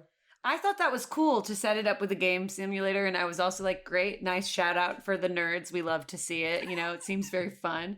But then it didn't pay off, and I thought the gamer would save the day. I thought that. But I feel like, again, that goes back to like what I feel like is interesting about these movies is that like there's just like so many like plot lines all going on at once, and to my smooth brain I'm always like, I can't keep up, why? And then I'm like, okay, I think I've got a grasp on who all the characters are, and then they're like, and then there's this gamer guy, and I'm like, ah! So in terms of his purpose, though, what he's supposed to be doing, I think, is providing more validation or information about the anti-Gamera perspective. Right. It's like Gamera is using up so much mana that it's going to ruin the Earth forever. So he should just let the Gaius kill all the humans, and then the mana will come back. The way that his demeanor, though, is like, he's like giving more Mojo Jojo vibes than validating any kind of claims of anti-Gamera people. he seems very kooky. He's full on Mojo Jojo. He's almost like the Joker at the end because he's like, I'm going to die, but I'm laughing because I'm just so mad on weird. him. And if you think if he was so excited to die, he'd want to be like burned by the flames of Gamera, not just for like a fucking piece of metal to fall on him. What a boring way to die comparatively. You could get caught up in Iris's womb thing, Yeah, this guy was. I liked the occult lady just because I like anytime there's someone who's given a little spooky vibes, but she wasn't necessary. But she was less obtrusive than this man. That's true. I do like the emotional complexity overall, though, that's playing out in this movie. I agree. It's like, who's really the hero? Like, everyone has some credibility to their motivation, even if some of them more than others. And a lot of people had a sweet little hero arc. Like a lot of people got a little arc to their characters, and really, like Fiona, there are some even 2000s eras movies where they have as many characters and I don't give a fuck about any of them. And I was genuinely engaged in this movie and like was curious to see where everyone would land. Yeah, like when we had like the nice little like flashbacks to like the breakfast table or like the dinner table or whatever, like her when can't remember what moment that was, but there were some nice moments where we got their backstories. I don't necessarily agree, but I can see why this is one of the most well-liked Japanese giant monster movies ever. People really like this one and hold it up as a good example. And there's a lot going on here compared to some of the other ones. It's kooky, but they have a little bit more ground. I don't know. I feel too like, and sometimes the plot is more like the lead characters are just people who are in the military. Honestly, anytime the military is on screen, I'm like, all right, blah, blah, blah, blah, blah, blah, blah, blah, whatever. Get through it. And then, because they're always just there to like move the plot forward, but there's I know they're acting and dropping stuff, but it never feels as emotionally connected. There was, less military stuff in this one. Yeah, I think it was, I might have this wrong, but I think it was Steven Spielberg who said, like, never use a man in uniform when you don't have to, because there's just always going to be a disconnect between the audience and the character when you have them in a position of power like that, and you're gonna have to fight to overcome it. I think too, that's what, maybe watching it after the second one, that was like such a distinct difference too, of just having these sillier, more drawn out plot lines of following these like smaller characters in their real lives. I appreciated that they added that in. Yeah. Agreed. To go back to Maribe for a second, the teenage boy. Oh, Yeah. I really felt that arc, because I was such a lonely boy as a teenager, and I was like, stop doing everything for this girl. Like, don't let her make her own decisions. Don't get dragged into it. It's not gonna pan out for you. It's not gonna work. just stop and back up a minute, and if it's gonna work out, she's gonna come back. Oh, it really worked though. It did, but only in the movies. You shouldn't only in the movies. Yeah, he really was putting in the work. Yeah.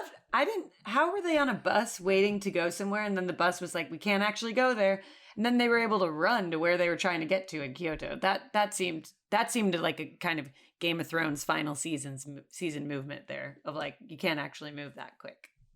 That's true. As I sort of hinted at in the opening, that whole plot point of like, Ayana's been kidnapped. Oh no. And then it's resolved so quickly. Nagamine and Asagi just show up in this like eerie shrine, and they're like, hey, stop that. Right. And they're like, okay. And they let her go. It's really, really weird. I wish there was just like one smart setup for it. Like some kind of like, oh, I called in my connections from one of the previous movies, and they're here to like enforce us and back us up. But then I guess you would have to account for like, why aren't they at the train station? But still, it was like super weird to have those rushed plot points. Yeah. I have a question. What do you think about Iris as a monster and Gamera's look in this one, Ryan?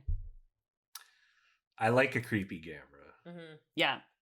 And even though I think that the second movie has the most consistently fun monster stuff and monster action, the ending battle in this is probably the highlight of the whole trilogy. The whole Gamera Iris fight is super dramatic, and it has like big back and forths. It's not like they're constantly just wrestling and knocking some catwalks over. Like, you can see the different moves, especially with that big ending thrust of Gamera takes Ayana, and then Iris has him pinned, and he realizes he has to sacrifice his own arm if he wants to win. Again, I think one of the best monster moments of this or Godzilla, when he decides to blast his own hand off. And keeps fighting. Yeah. That like really tells you everything you need to know about Gamera. He's got that determination. Yeah, it's the sacrifice you make. Maybe it grows back though, like a lizard when it loses its tail. That's true. He does get a flame hand there. Yeah, he's shooting fireballs. I thought Iris, the really far shots when they were in the city and all the flames were happening and Iris's tentacles were like, I thought that looked pretty cool. And I thought the general Transformer vibe of Iris kind of worked for me, because I was like, okay, this is a little different and feels different than Gamera, and I'm here for it.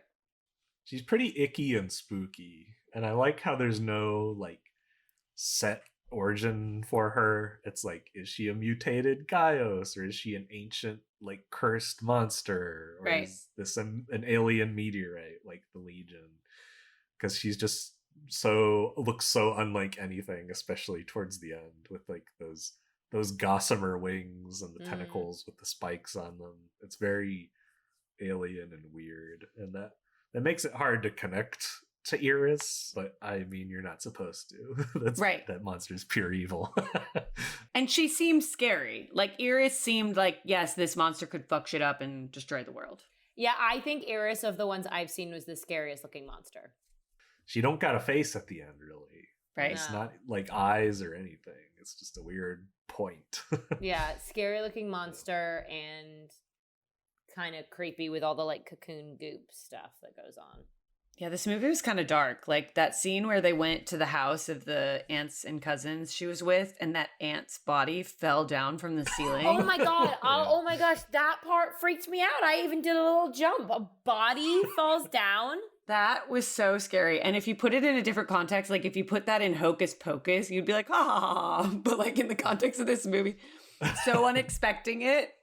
And then they brought it back later when, it was the girl. They always the kill the young teenagers couple. who are about to hook up. Classic Friday the 13th move.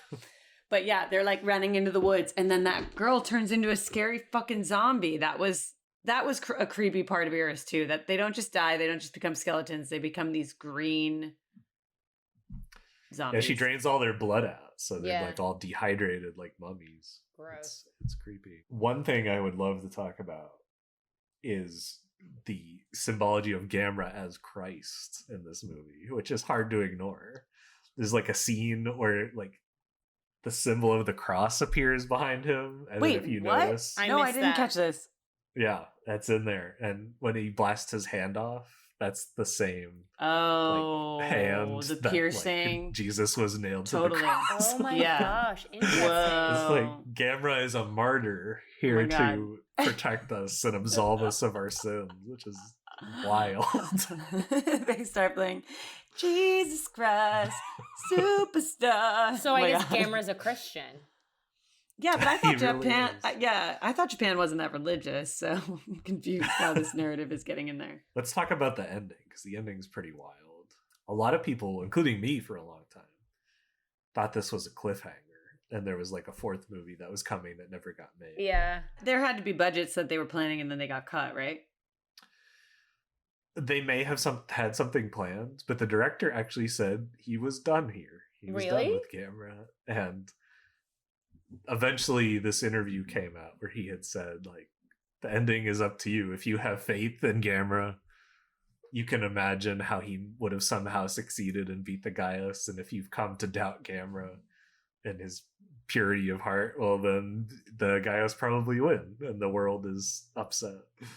I kind of appreciate that it leaves this moment of like Gamera lives on, because I feel like they do such a good job at the end of the movie of like his little looks, his breathing to save the girl, and then his little, because he saved her, right? He did something. he purposely, something with his like- breath. No, but he did something like with his breath.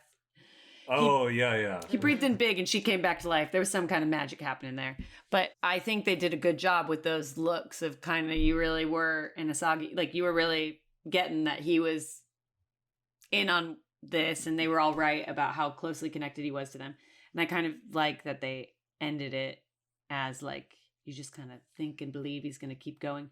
And they didn't just let the fact that all these fucking Gaius were flying all around the world. They named basically every city on the planet.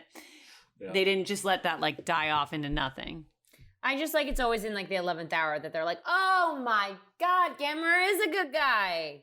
I know. And we're like, we've done this before. No one ever remembers. Kind of like I didn't Yeah. remember the first one of movie, I guess. So I am really seeing myself reflected in this movie. Yes. It's true. Recency bias. Exactly. You don't Right. remember the good stuff Gamera did. You only remember that he killed 20,000 people. Oh, a week ago. wow. Yeah. It is funny though. I just saw the final Guardians. I won't give anything away, but going into it, I was like, yeah, Last Guardians. And then, classic Marvel, you're kind of like, are they trying to squeeze this out into 17 different franchises from here? Which I love, but I'm here for So it. yeah, it does feel weird, but I've come to appreciate the ending over the years. Obviously, I wish that there was a fourth one to wrap things up more neatly. But Ryan, you got the animated series on Netflix coming up. You never know. Maybe that will give you the ending you want. Yeah. I doubt it, because the director of these movies was caught off guard. He's like, "Oh, I thought I was about to pitch a Gamera movie, like to pick back up." Right. And they were like, "No, actually, we have this other thing planned. We're done. We're already separate." They're like, "Okay." But yeah, highly enjoyable movie. And with that, let's give our judgment.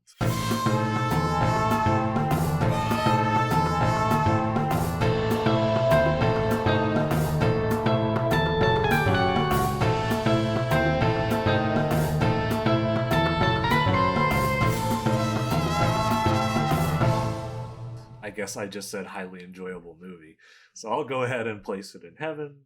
It's certainly got its flaws. Like, it's so all over the place. There's so much it's trying to cram in, and it doesn't really work. Like, everything suffers a little bit because nothing's totally complete.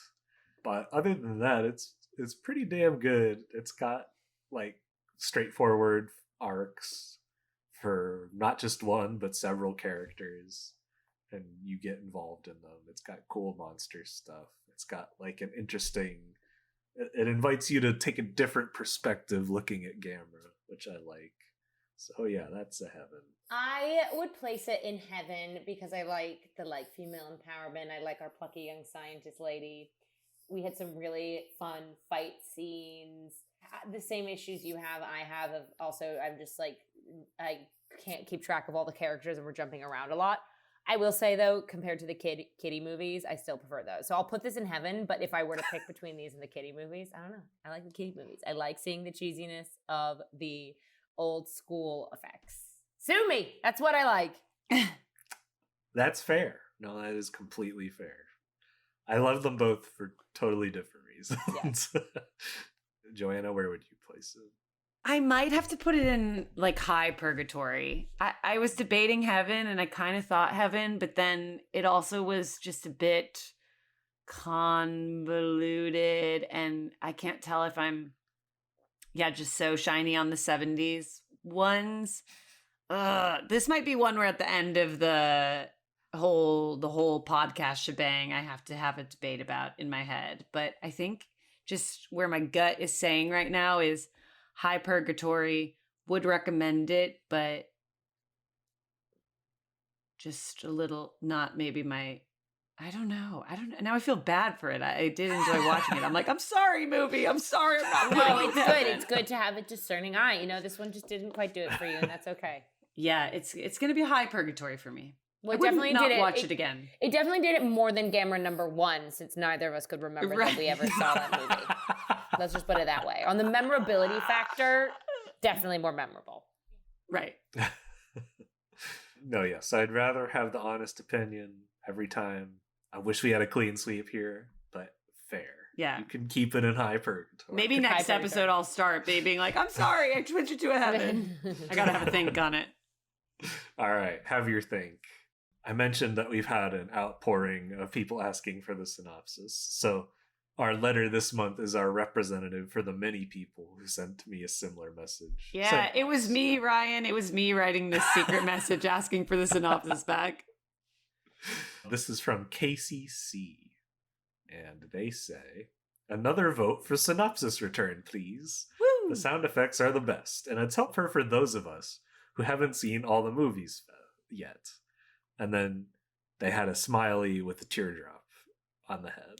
I like that. Like a slightly bashful smile. I don't know that we've ever gotten feedback on the sound effects, and I have to say I always am feeling 50-50 about any time I'm doing them. I always still get a little like, do they care? Should I do this? So I'm happy to hear for the many an email that I should continue with them.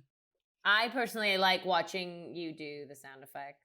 Yeah, I think at least 2 people have said they like the sound effects. I guess normally Sam is in on it with me. I think doing it tonight alone was, Fiona, you felt bashful. Yeah, I felt very bashful. I'm sorry, that's my bad. I should have done some with you. I'll give you a squawk right now. Does that help? Also, I want to give a little shout out while we're on here with Fiona that if anyone is heading to the Edinburgh Fringe Festival, Fiona and I are putting up a play there. So if you happen to live in Scotland or you're going to be there in August, find me on social because I'll post about it eventually. But we're there the first half of the month in Edinburgh. Yay! Yay! Go do it. Do you guys have anything else you want to plug here? That project is taking over our lives, so that'll be it for now. Just that. All right. Fair enough. Fiona, thank you so much for being here again. Oh, thanks for You're having great. me. Thank you, Fiona. It's so fun. One day I'll watch an actual Godzilla movie, you know? One day. Well, we're going to have to find out a way. Yeah. I'll have her watch the OG one. Yes. Thank you for being our Gamera expert in the meantime. You're very welcome. Even though she forgot about one of the movies, but it's okay. It's okay. I feel like it was almost like Men in Black erased from both of your minds because it was so eerily gone. Right. I'm scared for the live show because I think some of them go in and then go out pretty quickly. I'm really worried. I'm going to do like a Clockwork Orange thing where I tape your eyes open and just play all of Yeah, I'm going to do a study guide before.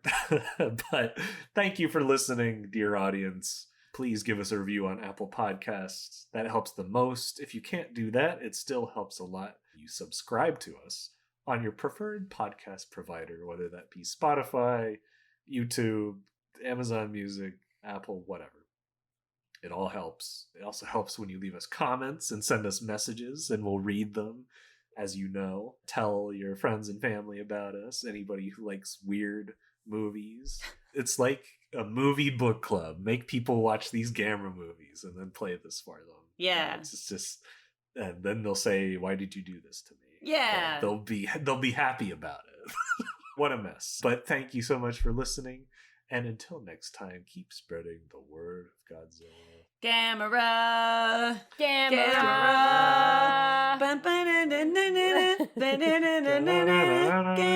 been eating Gamera.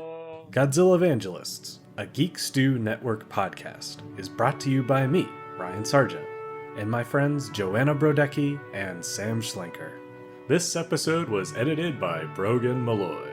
All our incredible music is composed by Robert Mai, and our wonderful artwork is drawn by Cassidy Stone. Special thanks to our families, friends, and the wonderful artists who made the movies we talked about today. Godzillavangelists is a satirical, critical work not affiliated or endorsed by Toho, Legendary Pictures, or anyone behind the Godzilla series. Visit our website at godzillavangelists.com. We're also on Twitter at GodzillaCast and Instagram at GodzillaVangelists. If you prefer to listen to us online, we have a YouTube channel.